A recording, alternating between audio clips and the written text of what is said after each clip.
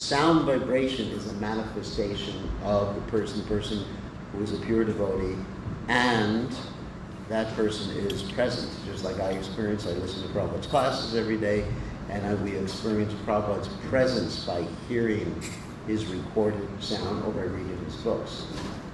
So that's different from someone who is a materialist. Materialists, once they go, we don't know where. Anyway, they go. And of course it's nice to remember the good things that the person did, but the person doesn't live on in the good deeds. Whereas a Vaishnava lives on in the good deeds. He's present. That's called Vani. Two aspects to a pure devotee is Vani and Vapu. Vapu means the physical form. Vani means the instructions, the sound vibration, the activities. Just like we have books about Prabhupada. One book is called the Prabhupada Leelamrita. If you read this book, you can actually associate with Prabhupada even though Prabhupada left the planet. Whoops. There's a cure time. So we can also associate with Srila Rupa Goswami. So when we chant the prayers of the departed Vaishnavas, we are lamenting that we don't have their personal physical association. But we are not lamenting for them. Try to get that clear. Like someone who is not Krishna conscious, you got to do a whole bunch of things when they pass away, like Pinda, Shraddha ceremony, right? Because if they're not Krishna conscious, you better send some of that good old karma to them, because they need it. That's why a son is called Putra. Putra means someone who saves the father, and the daughter is called Putri, who saves the father from a difficult situation. I'm not going to use the word H-E-L-L. It saves the father from a difficult situation. So, wow, more musical. Sponsorship? Nobody listens. So therefore, when a great devotee passes away or they're no longer with us, we don't pray for them. We pray for ourselves. So because we're feeling separation, and by that feeling of separation, we actually associate with the person, which is the spiritual platform. Just like when we chant the holy names, Krishna's names, Hare Krishna, Krishna Krishna, Hare Hare, Hare Rama, Rama Rama, Hare Hare. We're actually associating with Krishna. Even though you don't see him, his uppercut Leela, his unmanifest Leela is happening now. But still, we're with him. And when we see a picture of Krishna, the deities, we see a picture of a great devotee like Srila Prabhupada, we're actually associating with that particular person. So this prayer that we're going to chant is actually a lamentation that has been written by another great devotee, Narottam Das Thakur, lamenting that he is no longer able to associate with these great devotees. And he mentions several great devotees in this particular prayer. And this is a tradition that we chant this prayer upon the commemoration of the disappearance day of great Vaishnavas or Vaishnavis. And so I think many of you have a songbook, and if you don't have a songbook, then either you know the song or you can listen. Oh, sorry, page number 56. And that's, what? Oh, you're going to put it up there. Okay, great. I knew we needed someone in technology to help us here. Do you have it? Oh, yeah, it's in the database. Yes.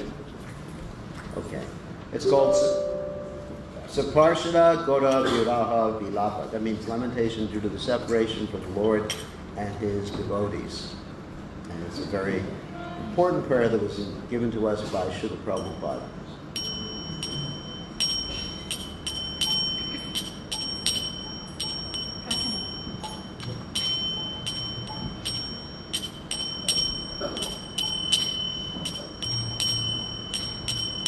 Yaya Nino Prema Dana Kona Pracho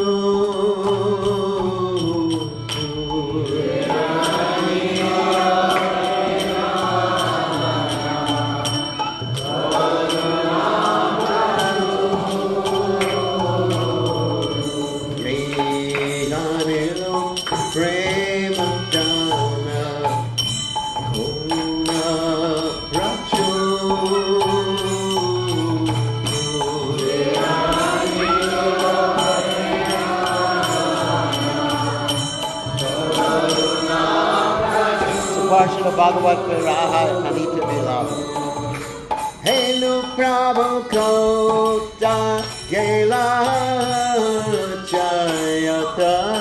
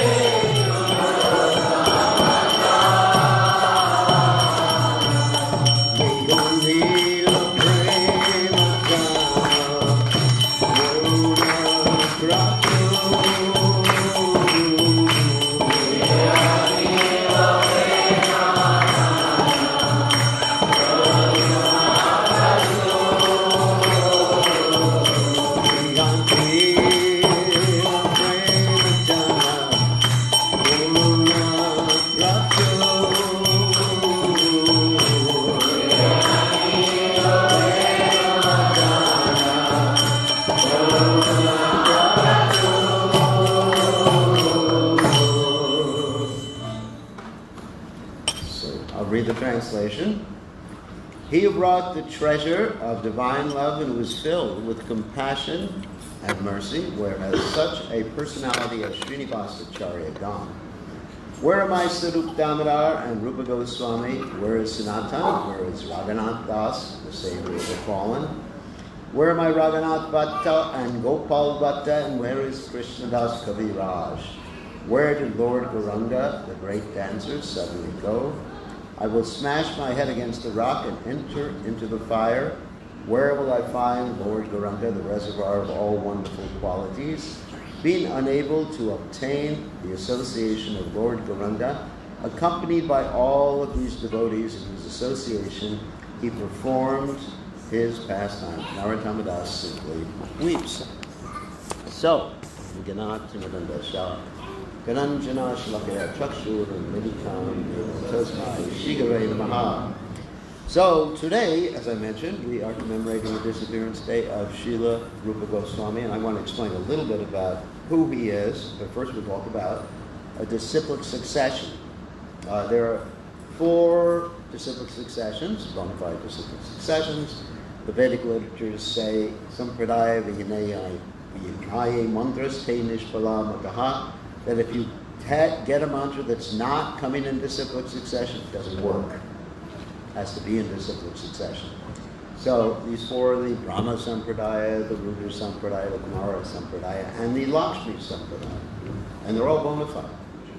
For example, the Lakshmi Sampradaya, you have the Sri Vaishnavas, generally Sri Rangam, Tirupati, like this. And so we are members of the Brahma Sampradaya. And one of the more modern acharyas is Madhvacharya. So Madhvacharya, of course, is the brother of Hanuman. Very interesting. And Bhimsen. Vayuputra. Amazing. Anyway, apart from that, after Madhvacharya, then we have many prominent acharyas, but we have Sri Chaitanya Mahaprabhu, who is Krishna himself, who appeared over 500 years ago. I keep saying 500 years ago, but I've been here a long time, so it's more than 500 now. We celebrated his 500th anniversary. What year was that? 1986? I remember that. And I've been around a long time, not 500 years. So Lord Chaitanya Mahaprabhu appeared then, and he is Krishna himself in the mood of Srimati Radharani teaching the Yuga Dharma. So Krishna himself in the mood of Srimati Radharani wanted to have one person primarily espouse and present his teachings, because Chaitanya Mahaprabhu, he only personally left us 8 verses, which are called the Shikshashtaka, the 8 verses of instruction on how to chant the holy names. Wonderful. Everything is contained within the Shikshashtaka. If you can understand the Shikshashtaka, you understand the whole philosophy of Krishna consciousness. Just like if you read 4 verses in the Bhagavatam, which are called the nutshell verses, Chatushloki verses in the Bhagavatam, the whole Bhagavatam information is contained in there. Or even if you chant the Hare Krishna Mahamantra, Purna Shiva Nitya Mukto Pinatvam Namanamino, everything is contained in the Mahamantra. So why do we need more than that? Well, that's answered in the Bhagavatam. That we are less intelligent in Kali Yuga, Kaler Doshanade Rajana Shinko Mahaguna. And therefore, it is required that we have more elaboration. Just like the Vedic literatures have expanded through the years. There was 1 Veda originally, then it was expanded to 4 Vedas. Then after that, you had the Upanishads, the Itihasas, and other supplementary Pancharatriki literatures, because we need more information than that. But in the Satya Yuga, people could just what? Meditate. They could just sit there and perceive the presence of the Lord in their hearts. They didn't need anything else. Treta Yuga, they needed fire sacrifices. Dwapara Yuga, they needed big deity worship. And Kali Yuga, we need the holy names, yes, but we need elaborate descriptions. So Chaitanya Mahaprabhu, he appointed one of his followers, many of them to write elaborate descriptions, but specifically Rupa Goswami. And Rupa Goswami has a very nice prayer that is written about him.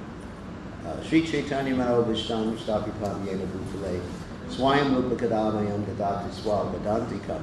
That Lord Chaitanya Mahaprabhu has implanted within Rupa Goswami his understanding, his intention, his vision, everything. Mano Pishtana. In other words, Rupa Goswami has understood the mind of Sri Chaitanya Mahaprabhu. Therefore, in the Krishna conscious movement, we're known as Rupa Nugas, followers of Srila Rupa Goswami. So although Lord Chaitanya Mahaprabhu only left us 8 verses, Rupa Goswami and the other Goswamis left us volumes and volumes of literatures. And I'm going to read some of his literatures before I start speaking about Rupa Goswami. And I wanted to tell one story from one of his literatures. I wanted to tell 3 stories, but that would take a day.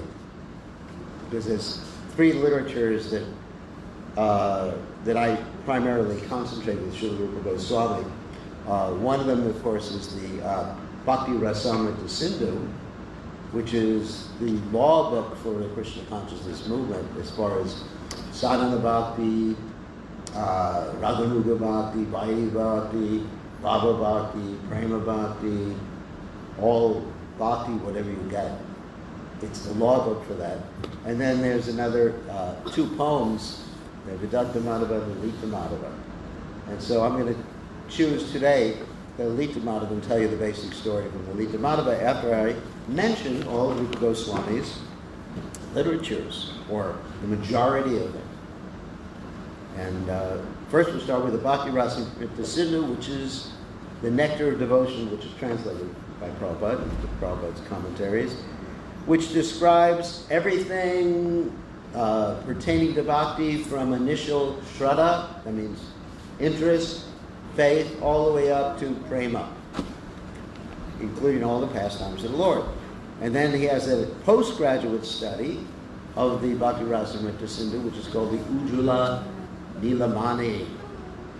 And this explains primarily Madhurya Ras. Madhurya Ras means the conjugal loving exchanges between Radha and Krishna. Very elevated subject matters. Then, I'll go through this quickly, the Laghu Bhagavatamrita.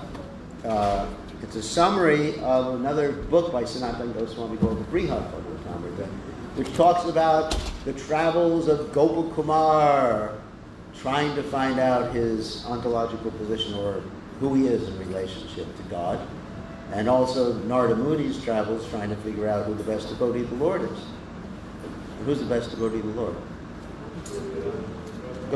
Radharani. That's an easy answer. And then Vidagdha Madhava, Lita Madhava, which are dramas written by Srila Rupa Goswami, and these dramas were written by Rupa Goswami under the instruction of Satyabhama and Lord Chaitanya Mahaprabhu. Satyabhama, of course, is Krishna's wife in Dwarka, one of Krishna's many wives. How many wives did Krishna have in Dwarka, anyone know? 16,108 and counting. So then, so the Vidagdha Madhava deals with Krishna's pastimes in Vrindavan, very intimate pastimes. And I'll just take one of the pastimes now that just comes to mind. It's a funny pastime. It has one of my favorite personalities. Shows who I am. Madhu Mangal, who's Krishna's joking friend. And so Krishna is getting ready to take care of the cows, and his mother says, "You come back quickly." And Madhu Mangal says, basically, but he's going to be looking at all the girls and having pastimes with them. And then Krishna looks at her and says, "Shut up." He said, "This fool is causing me trouble." And then Madhu Mangal says, "Oh no, I meant he's just going to be with the cowherd boys." So these are the sort of pastimes that are in the Vidagdha Madhava. Very intimate, interesting, some of them very funny. I mean, you have, one of them, you have Radharani, who's lamenting that she's fallen in love with 3 different men. She thinks she's completely unchaste, because she's fallen in love with that blackish boy. I don't want to tell you who he is. She's fallen in love with the person who plays the flute. I don't know who he is. And she's fallen in love with a person named Krishna. You know who he is. So she thinks 3 different people. Oh my God, I'm so unchaste.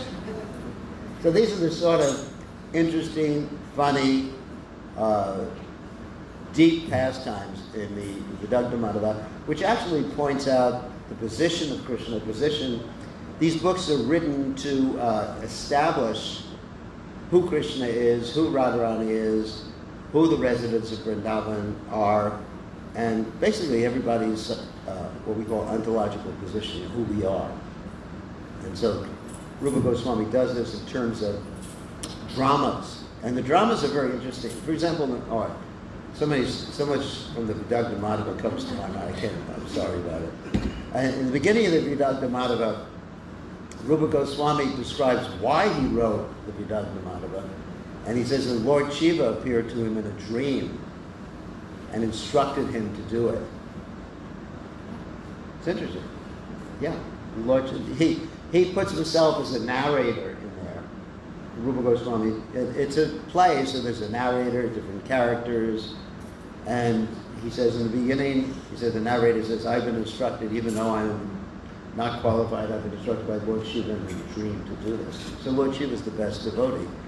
And he's also the protector of the holy dham of Braj, Gopishwar Mahadev. And actually, wherever you go in Braj, he's protecting different aspects of the holy dham. You've got Kundeshwar Mahadev, Gopishwar Mahadev, Kundeshwar Mahadev, and all these different aspects of Lord Shiva. So he's present there.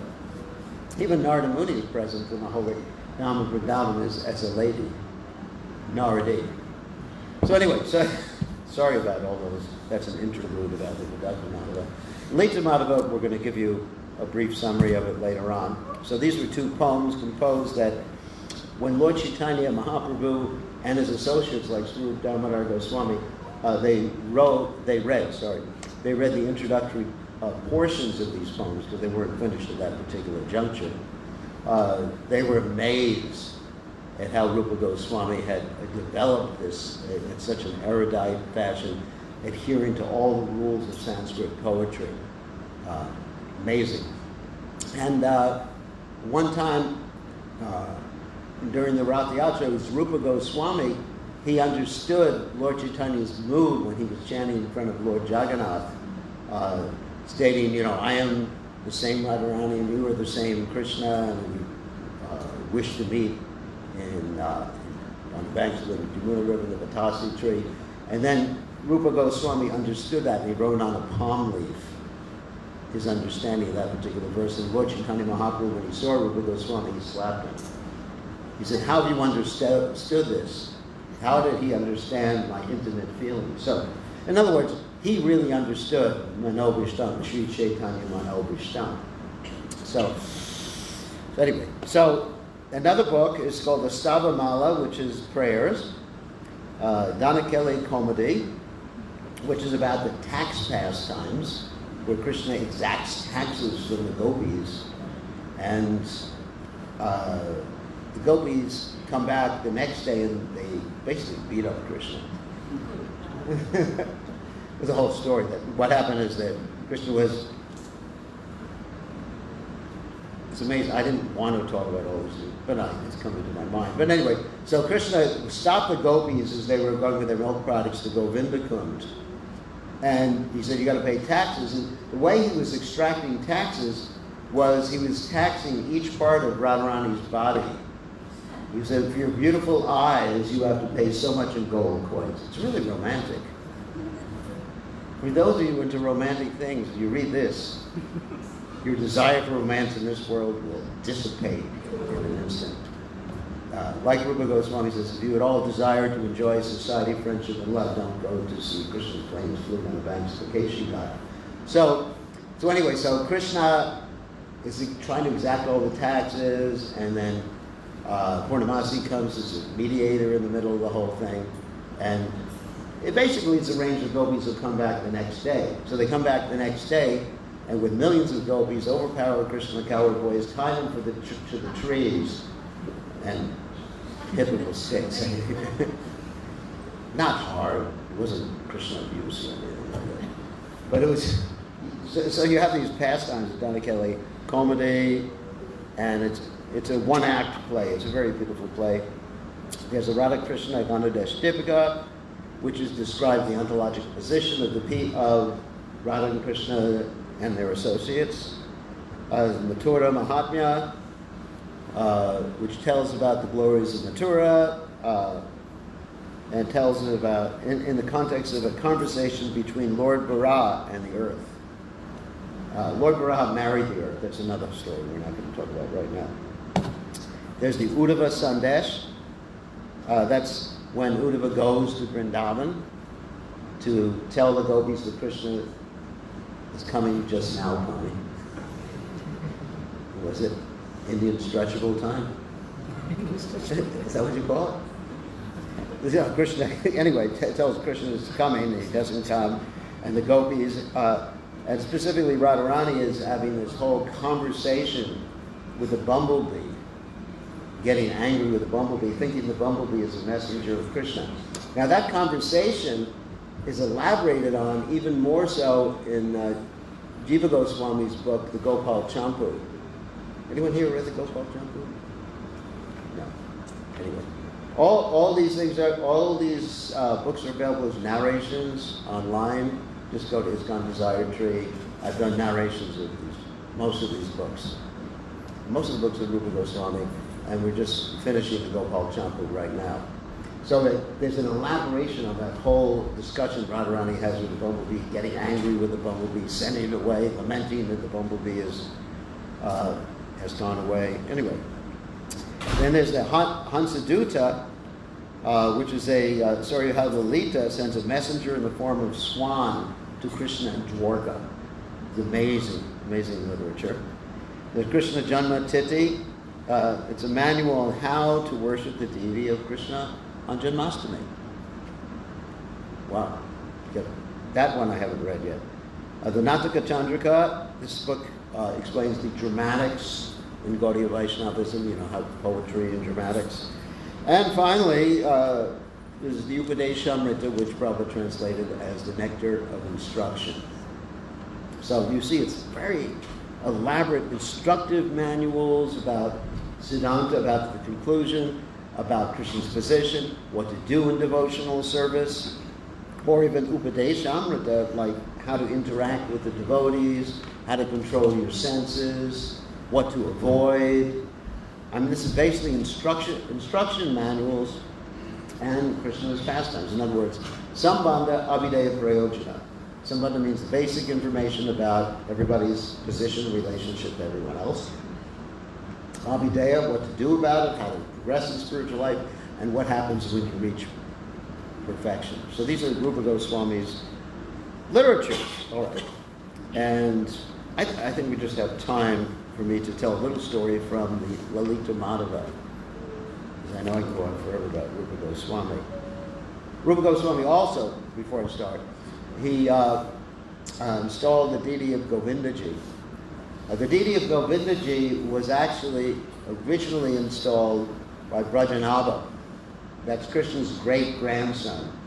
After Krishna left this world, Brajanabha went to Braj, and he basically found all the different holy places where Krishna had executed his pastimes.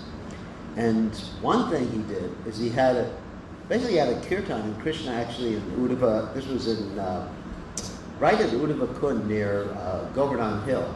He had a kirtan, and Krishna and the gopis came out and magically appeared during that kirtan. And so he was the one who installed most of the original deities in Vrindavan. Most of the original. There's some that were installed later on, and there's some Pratibhu deities. Many of the deities in Vrindavan were taken away from Vrindavan when Vrindavan was attacked by the Mughals, and they were taken away to Jaipur, Udaipur, different places for their protection. But anyway, so Brajanabha, there's some of the original deities are there. For example, there's one Nrsingadev deity at the tail of Govardhan. And you can tell most of those original deities are this black stone, which is called Vajra. It's like a really strong black stone. So there's an Ugra Nrsingadev deity at the tail of Govardhan. At the tail of Govardhan, you have all the various incarnations of Krishna manifest.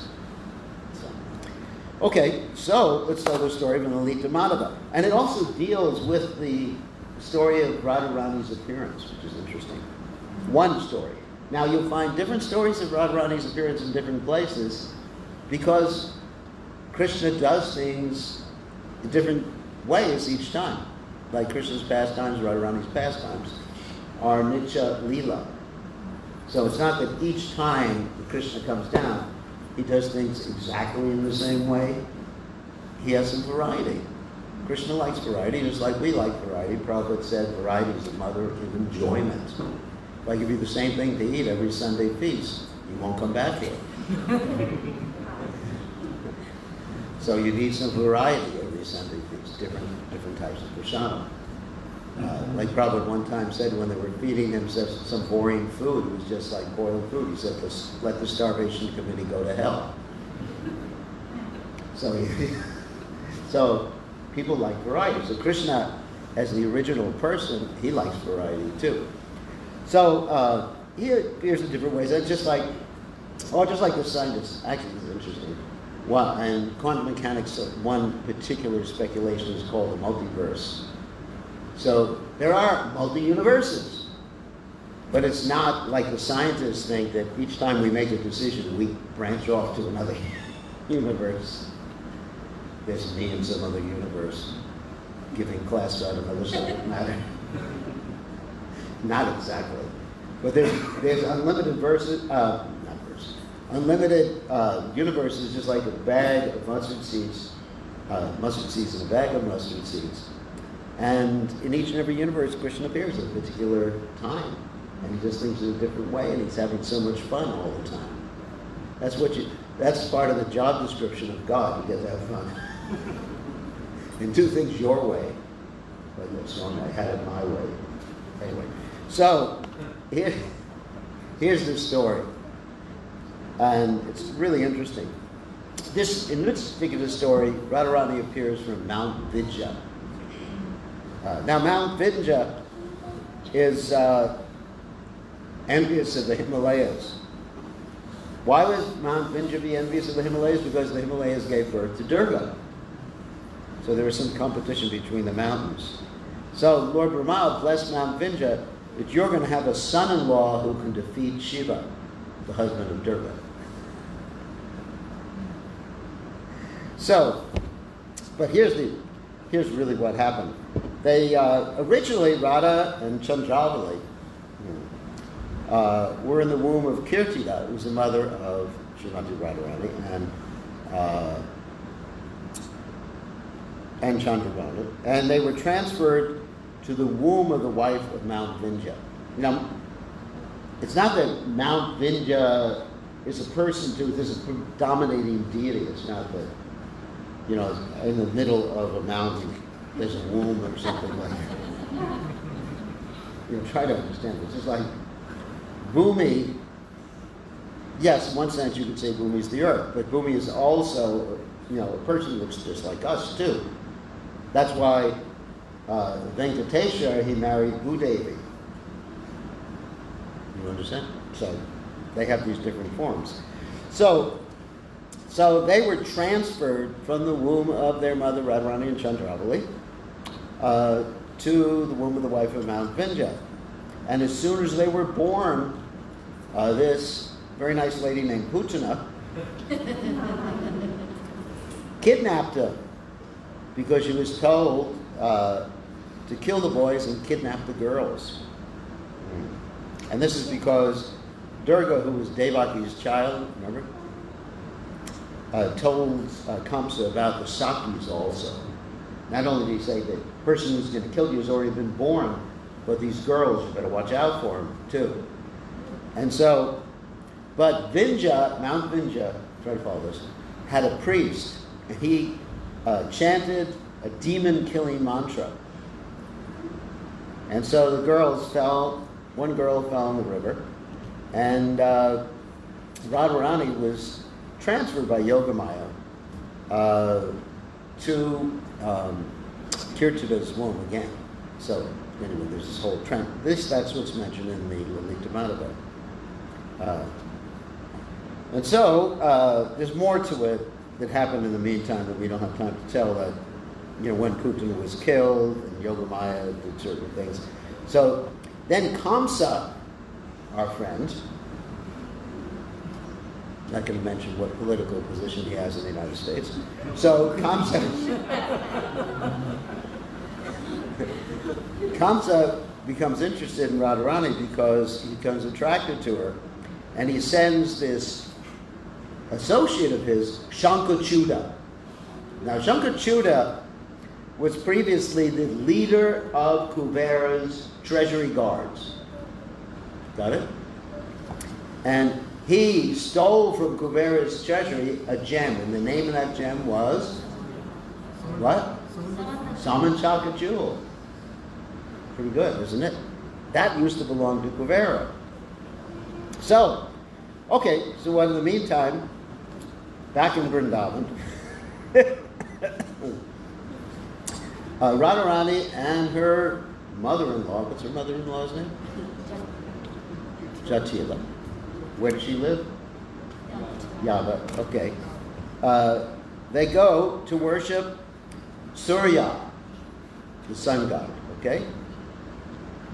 And Krishna and Madhumangal, they dress up as priests to help with this worship. Of course, little does Jatila know, it's Krishna, her arch enemy, Krishna, and Madhumangal. Madhumangal's a Brahmin. Krishna is certainly not a Brahmin, he is the Brahman. So, but Radharani recognizes, this is such an interesting thing, Radharani recognizes Krishna, but because she's with Jatila, she can't say anything about it or act on that. And Madhumangal is simply asking for what? Ladus. He's simply asking for ladus. Krishna says, let's recite mantras for this sacrifice. And Madhumangal says, we're going to recite mantras from the 3rd chapter of the Koshameshva Savisaka of the Veda. And that means Kamadeva's book of amorous pastimes. Because Jatila doesn't know any Sanskrit. So they're just pulling the wool over her eyes. And he's finished, and Jatila begins to feed Madhumangal, and then he says, I have to chant more mantras to protect Radharani from the demons. In other words, I want more ladus. So after Jatila leaves, Radharani is seated on a throne, which is called the Ratna Singhasana throne, the jewel throne. This happens there's an area around Govardhan called the Ratna Singhasana area, which is right in the middle of Govardhan Hill. Has anyone been there with me? Some of you have been there with me. Yeah, Ratna Singhasana. It's a very isolated area. And Krishna approaches, but Mukara, who's Radharani's grandmother, comes, and then Krishna says, oh my God, I got to run away from this. So in the meantime, in that area, Shankachuda comes and tries to kidnap Radharani. And Radharani kills him, of course, gives this jewel that Shankachuda had stolen from Kuvera to Balaram. Balaram gives the jewel to Radharani, and Radha and Krishna have their pastimes. So, then, fast forward, comes time for Krishna to leave Vrindavan. So Akrura comes, Akrura, the most uncruel person, who was the most cruel person. He comes and he takes Krishna away. The Manasi Ganga dries up. The Govardhan Hill begins to shrink. And all the residents of Vrindavan are feeling so much separation from Krishna that some of them decide to end their lives. So Radha and Vishaka, they jump into the Yamuna. But when they jump into the Yamuna, Lita jumps from Govardhan Hill. Wow. And, various things happen, and 16,100 gopis are kidnapped by Bhuvasura. These gopis, later on, their expansions become the wives of Krishna as princesses. It's amazing what we call an ontological description. So, so Radharani, when she jumps into the Yamuna, who is the Jamuna's father? Sun god. Yamaraj. Yamaraj is Jamuna's sister. Brother, sorry. Not that modern. Anyway, so it's a brother. So they're brother and sister. You know, brother and sister. You understand? So she's taken by the sun god along with this jewel. The Shamantaka jewel. So, then, okay, fast forward. Krishna's now in Dwarka after he's been attacked by Jarasandha so many times, defeated Jarasandha, finally decides this is too much. We transfer everyone to Dwarka through the air. He actually, it's described in the Gopal Champu, he just sends him in the air to Dwarka. And then he just runs away. This is also in the 10th canto of Srimad Bhagavatam. He also runs away from Jarasandha, climbs up like a 90-mile high mountain, jumps down after Jarasandha sets fire to the mountain, and laughs and runs with Balaram. And this is after he kills Kalyavana too. So anyway, so then Krishna ends up marrying his first wife. Who's his first wife? Rukmini. Why does he marry her? Because she sends him a letter. She was supposed to get married according to her brother's arrangement to who? Not to Rupa. Rukmini's her brother. Shishupal. Krishna gets this message, drives across India real quick, and he kidnaps Rukmini. But he promises Rukmini's father. What's Rukmini's father's name? Anyone know? There's a test. Keep everybody alive. Bhishmaka. So he promises Bhishmaka, he said, I will not marry anyone else without Rukmini's permission. And so that's a good promise. So, promising that. So, then we have the Shamantaka jewel story, in which Krishna ends up retrieving this jewel and gets Jambavati. Anyway, I could tell that whole story. But he gets the jewel, and Satyajit, who is Satyabhama's father, the reason he's Satyabhama's father, he was given Satyabhama by the sun god, along with the Shamantaka jewel. You got it? Everybody got that so far? So anyway, so he gives his daughter, feeling so remorseful that he actually accused Krishna of stealing the Shamantaka jewel. He gives his daughter to Krishna. Now, there's a problem here, because Krishna can't marry anyone else, because he's made a promise to Bhishmaka. He's not allowed to marry anyone without Rukmini's permission. And she's not ready to give her permission. So what happens is that they take Satyabhama and they put her in this place called Nava Vrindavan, which is a replica of Vrindavan that's been constructed near Dwarka by Vishwakarma, the architect of the demigods. So she's there, and Rukmini meets Satyabhama, and Satyabhama, being Radharani, or expansion of Radharani, try to understand, it gets a little philosophical here, but she's not interested in marrying Dwarkadish.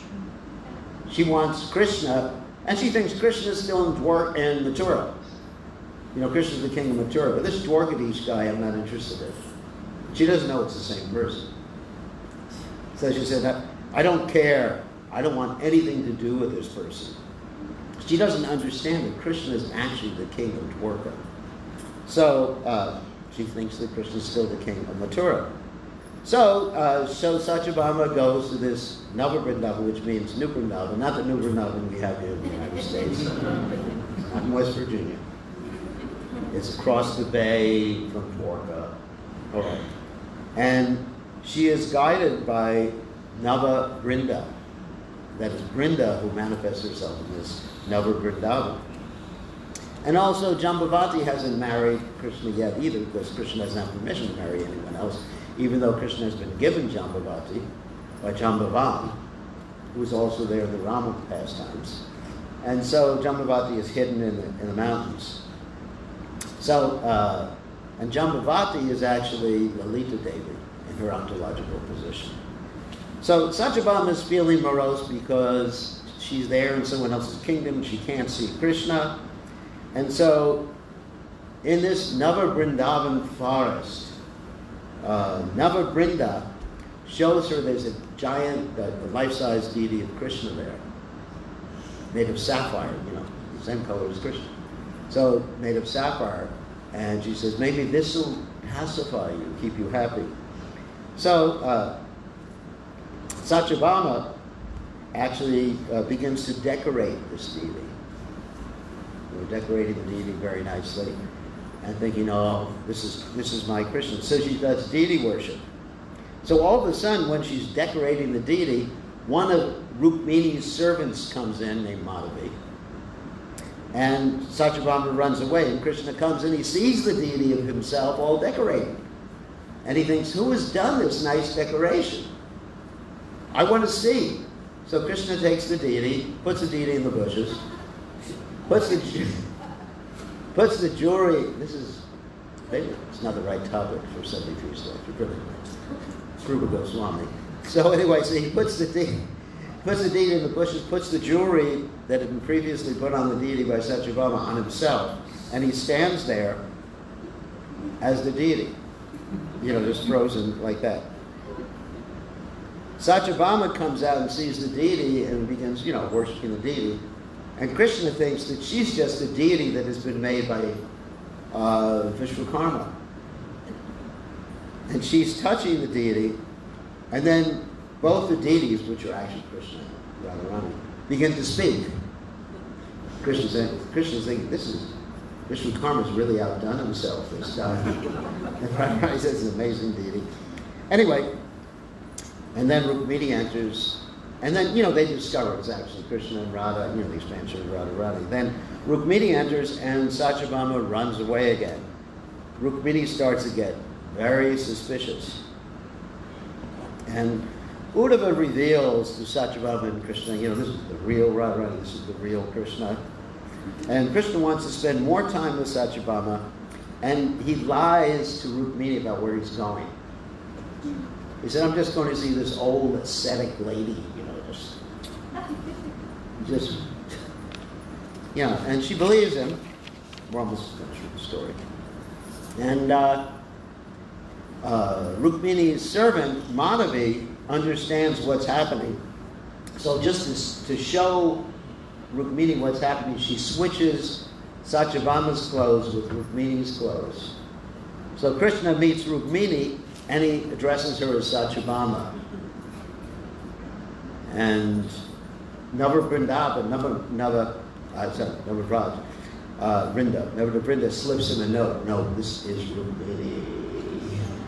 So you got a lot of humor here, but it's also a lot of Siddhanta, a lot of presentation of who Krishna is, who Radharani is, and what their pastimes are.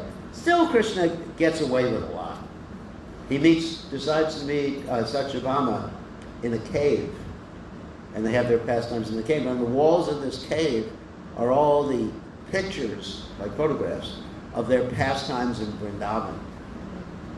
And Krishna is showing her these different pictures, and remember when we did this, remember when we did that. And finally, Krishna gets in a little teasing mood. There's a picture of when Krishna stole the gopis' clothes, and in that picture there's Radharani in there. And Krishna points out, who is that girl there? And she says that she gets very upset and embarrassed. And then there's one picture that they hate, and that's the picture of a Krura taking Krishna out of Vrindavan. Satyabhama says, I hate that picture. So eventually Rukmini confronts Krishna, and he confuses her with Satyabhama. He starts to say, Satya, and then Navarinda says, shh. I say, oh, Rukmini. So then Rukmini takes Satyabhama away. We're almost finished. Takes Satyabhama away, and he guards her. And so Krishna decides to play a trick to meet with Satyabhama, because she's been hidden somewhere. and he dresses up as a woman named Ratangi. But when he's planning to do that, he says his plans to Navabrinda, and there's a parrot who overhears. And the parrot brings the message to Rukmini. He says, I'm going to dress up like this. And repeats his words. So Rukmini gets so upset that she wants to come and send Satyabhama away so she'll never be within 1,000 kilometers of Krishna again. So the parrot hears that plan, and the parrot flies to Krishna and Satyabhama, to Krishna and Satyabhama, and reveals to Satyabhama what's happening. This spy parrot. And then Satyabhama, of course, she's in the mood of Radharani. She is Radharani, but expanding in the Dwarka pastimes. Runs away to drown herself in the imitation Kalia lake that's in this New Vrindavan area. And so she jumps into the lake. And when she jumps into the lake, there's not real snakes there, because she's thinking, I'm going to be killed by all the snakes in the lake. So Krishna jumps in to save her. And she's thinking that Krishna's arms are like snakes that are going to bite her. But she discovers it's Krishna, and then Rukmini, it gets revealed to Rukmini, because she also gets the Shamantak jewel at this point. It's revealed to Rukmini that this is actually Radharani. And Rukmini, of course, is an expansion of Chandravali. So they're like sisters. And then Rukmini gives permission for Krishna to marry Satyabhama. And then Rukmini places Radha's hand in Krishna's hand, and Satyabhama's hand, they're the same. And then Garuda comes with all the 16,100 more girls. And then Rukmini accepts everything. So that's it. Anyway, that's the pastime written in the drama of Lalita Madhava by Srila Rupa Goswami. There's many more pastimes. You can listen to them online. Rupa Goswami had such an intimate relationship with Radha and Krishna that one time Radharani gave him ingredients to cook for his brother Sanatana Goswami. He wasn't aware it was Radharani, and he got chastised by Sanatana Goswami, his elder brother, for taking service from Srimati Radharani. So this is Srila Rupa Goswami. His books are very foundational literatures. They give us information how to perform devotional service and what's going to happen when we go back to the spiritual world. So today we are commemorating Srila Rupa Goswami's disappearance day. So I think we'll end here, and then we have a swing vessel. All glory to Divine Grace. Srila Prabhupada ki jai, Srila Rupa Goswami ki jai.